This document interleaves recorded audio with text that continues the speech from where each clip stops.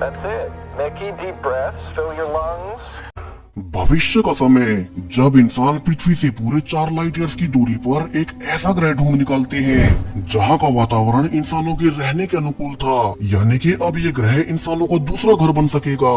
लेकिन उन्हें पता नहीं था कि इस ग्रह पर ऑलरेडी एक एलियन लाइफ फॉर्म पहले से मौजूद है। अब इससे आगे क्या होगा? क्या वे एलियंस इंसानों को यहाँ बसने भी देंगे? चलिए शुरू से जानते हैं आज की नई साईफाई मूवी में। कहानी की शुरुआत एक एलियन प्लेनेट नाइफलहाइम से होती है, जहाँ की मिकी नाम का एक एस्ट्रोनॉट जो कि इस प्लेनेट पर रिसर्च के लिए आया था, उसे होश आने पर पता चला कि वो एक गुफा में फंस गया। ऊपर से उसका कोई भी डिवाइस काम नहीं कर रहा, जिनसे कि वो अपने मेन स्पेसशिप से किसी को मदद के लिए ही बुला ले।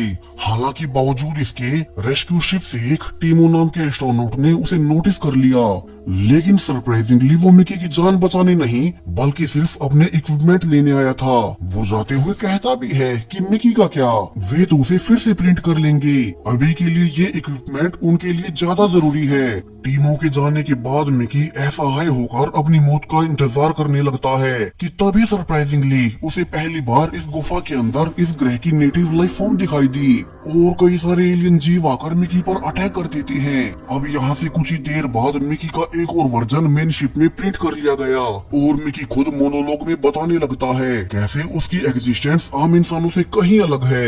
वो कभी भी परमानेंटली नहीं मरता, जब भी उसका एक वर्जन मरेगा तो मेन शिप के साइंटिस्ट फिर से उसके दूसरे वर्जन को प्रिंट कर लेंगे और फिर एक ब्रिक स्टोरेज से जिसमें उसकी ओरिजिनल मेमोरीज रहती हैं, वो डेटा उसमें इंस्टॉल हो जाएगा। यानी कि हर एक नए वर्जन को पता रहेगा कि उसका पिछला वर्जन मरा कैसे था। मिकी इन एस्ट्रोनॉट्स की स्पेस क्रू का सिर्फ एक टेस्ट सब्जेक्ट है, जिस पर कि वे स्पेस और अलग अलग ग्रहों के खतरों को टेस्ट करते हैं, इसलिए उसे एक्सपेंडेबल नाम दिया गया। अब ये क्लोनिंग टेक्नोलॉजी चूंकि नैतिकता के सारे नियमों को तोड़ती है, तो पृथ्वी पर बैन होने के बाद इसे सिर्फ स्पेस में ही इस्तेमाल किया जा सकता है। पिछले कई सालों से मिकी के कई सारे वर्जन्स पर अलग अलग टेस्ट हुए, कभी उसे स्पेसशिप के बाहर रेडिएशन में रखा जाता तो कभी किसी और प्लेनेट पर उतारा जाता, और जब उसकी मौत हो जाए तो साइंटिस्ट उसका डेटा कलेक्ट कर उसकी नई कॉपी प्रिंट कर लेते हैं। अब मिकी खुद पर इतने खतरनाक और दर्दनाक एक्सपेरिमेंट होने ही क्यों दे रहा है? वो इस सिचुएशन में कैसे फंसा? वो अपना पास्ट याद करने लगता है। दरअसल जब पृथ्वी पर हर ओर भूखमरी फैली हुई थी तो मिकी ने अपने दोस्त के कहने पर एक गैंगस्टर से पैसे उधार लेकर वे सारे पैसे एक कंपनी पर लगा दिए ताकि वो जल्दी से अमीर होकर अपनी फैमिली की हेल्प कर सके।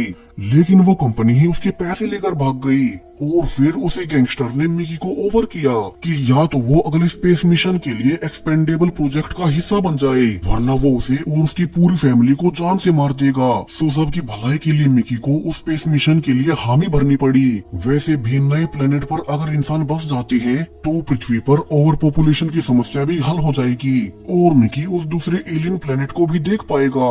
एक वर्कर मिकी को सब समझाती है कैसे उसकी चेतना को वे एक ब्रिक स्टोरेज में सेव कर देंगे और फिर उसकी पूरी बॉडी को स्कैन कर उसे सेव कर लेंगे। यानी कि अब अगर मिकी मरा भी तो उसकी सेम बॉडी और सेम मेमोरीज के चलते वो फिर से जीवित हो जाएगा। इसके बाद मिकी उस दूसरे ग्रह की तलाश में जा रहे क्रू के साथ मिशन पर निकल पड़ा।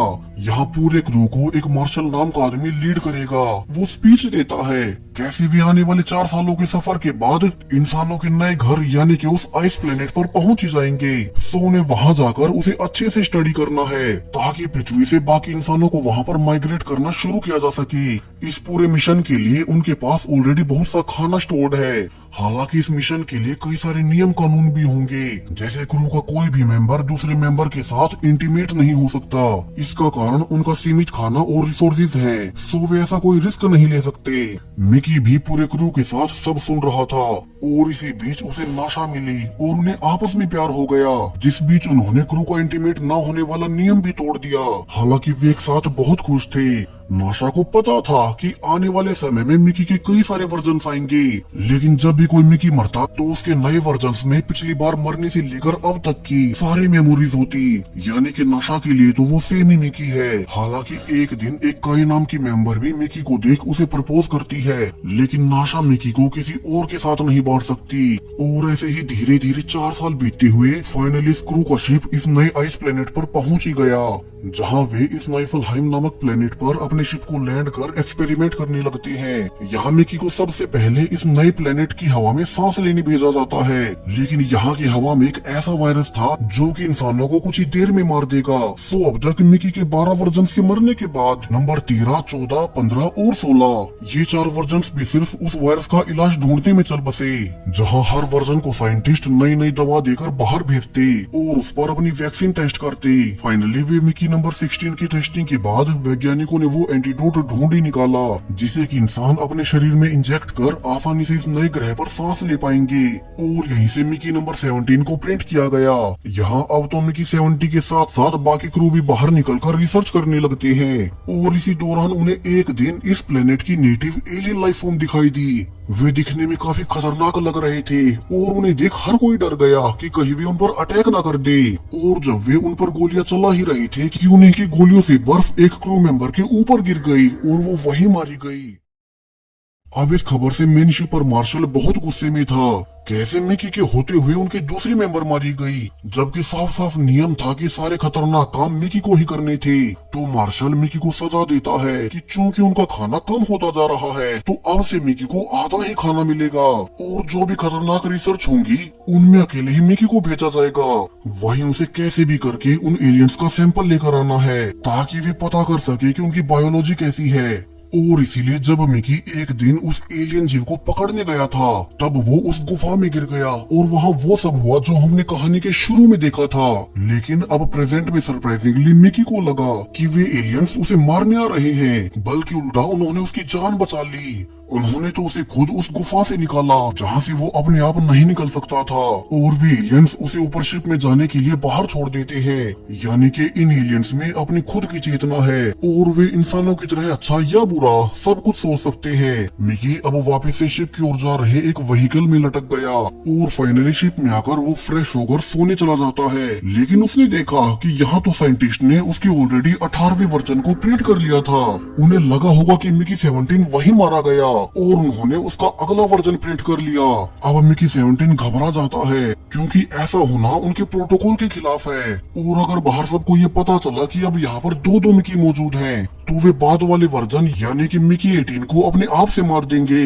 मिकी 17 अब चिल्लाते हुए बाहर भागने लगता है, लेकिन मिकी 18 ने उसे पहले ही पकड़कर बेहोश कर दिया क्योंकि अगर बाहर को उनके बारे में पता चला तो वो खुद मारा जाएगा। अब ये प्रोटोकॉल कि एक साथ एक ही इंसान के दो वर्जन नहीं रह सकते, ये शुरू कैसे हुआ?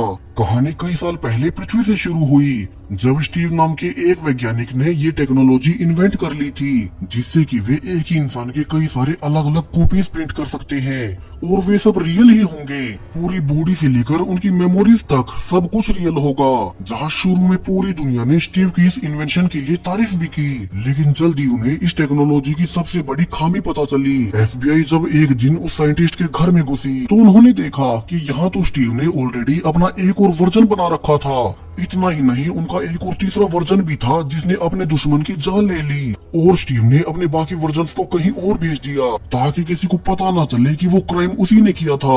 यानी कि अगर ये टेक्नोलॉजी आम हो गई तो सरकार कभी भी किसी इंसान को सजा नहीं दे पाएगी और हर ओर कियोस फैल जाएगा। सो इस टेक्नोलॉजी को पृथ्वी पर तो बैन कर दिया गया, मगर सिर्फ इस मिशन के खतरों को देखते हुए इस शर्त पर कि मिकी के एक साथ एक से ज्यादा वर्जन्स नहीं होंगे और इसी एक शर्त पर इस टेक्नोलॉजी का इस्तेमाल किया गया।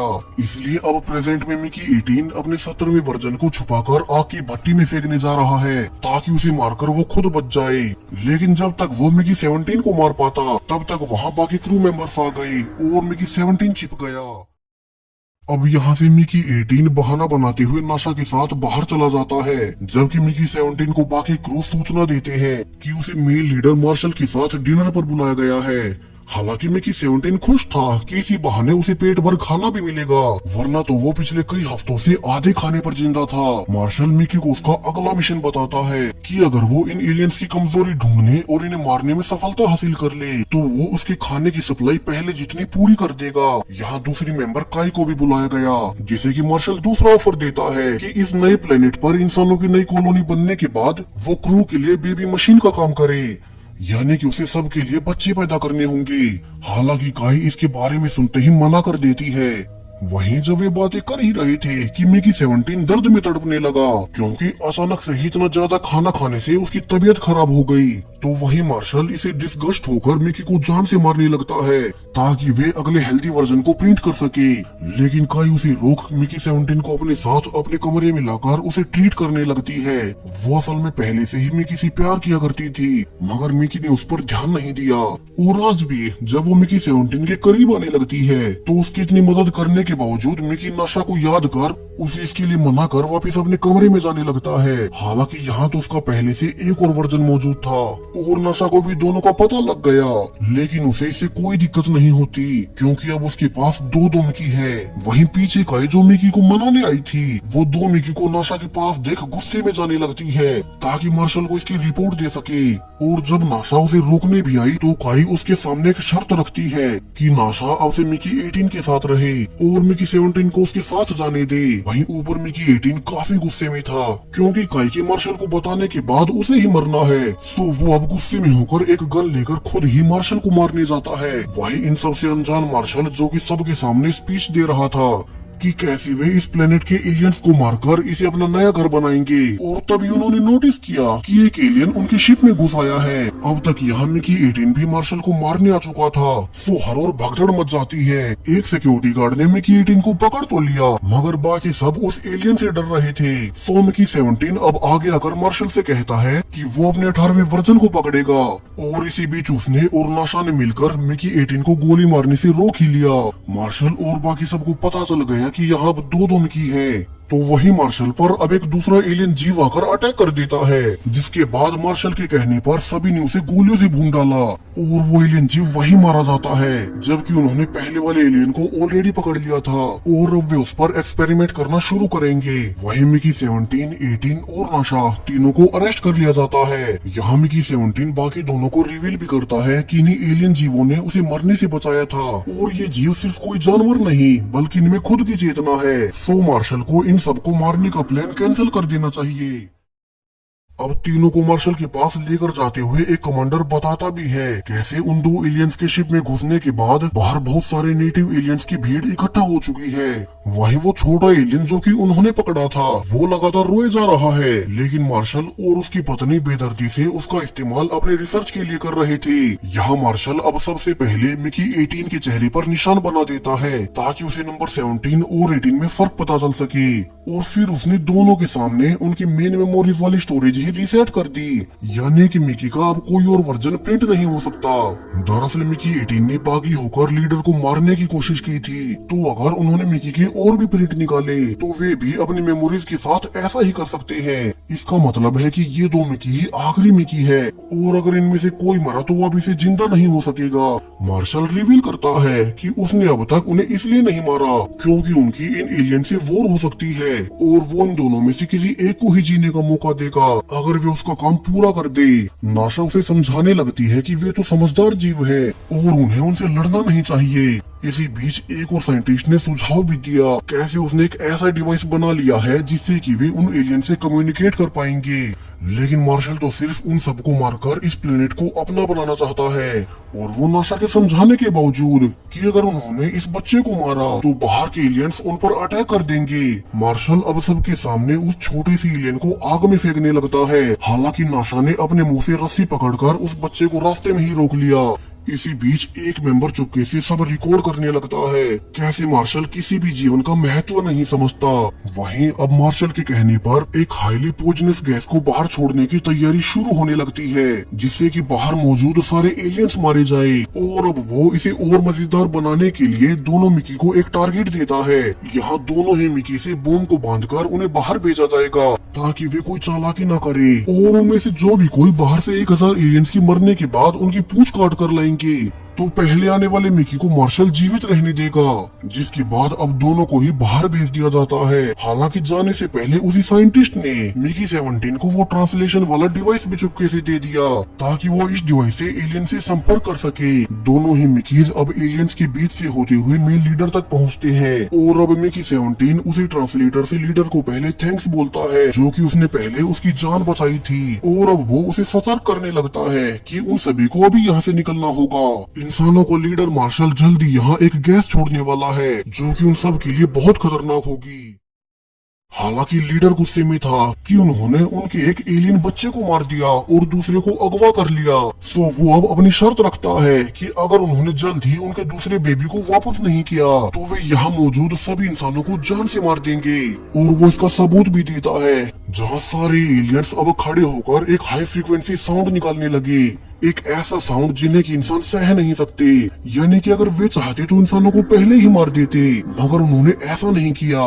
और अब लीडर के अनुसार वे बिना अपने बेबी को लिए वापस नहीं जाएंगे। यहाँ अब मिकी को पता चल चुका था कैसे इंसान इन एलियंस का मुकाबला नहीं कर पाएंगे। सो मिकी 17 अब कैमरास के सामने शिप में सबको चेतावनी देने लगता है कि उन्हें अभी उस एलियन बेबी को आजाद करना होगा, वरना यहाँ के एलियंस उन सबको मार देंगे। वही अंदर मार्शल को उसका असिस्टेंट कहता है कि उसे भी बाहर जाकर उन एलियन से बात करनी चाहिए, क्योंकि वही उनका लीडर है, ना कि मिकी। सो खुद को आंखें रखने के लिए वो बाहर जाने लगता है, जहाँ की एलियन लीडर ने शर्त रखी कि चूंकि इंसानों ने उनका एक एलियन मारा है तो उसके बदले में इन दो मिकीज में से किसी एक को मरना होगा। वही अंदर नाशा पूरे क्रू को बचाने के लिए मार्शल की वाइफ पर अटैक कर कुछ सोल्जर से कहती है कि उन्हें इस बच्चे को मरने से बचाना है, वरना वे एलियंस सबको मार देंगे। और अब उसकी बात मानकर बाकी सोल्जर्स भी रोग हो जाते हैं। वे मार्शल की वाइफ को अरेस्ट कर उस बच्चे को वापस सौंपने के लिए नाशा को दे देते हैं।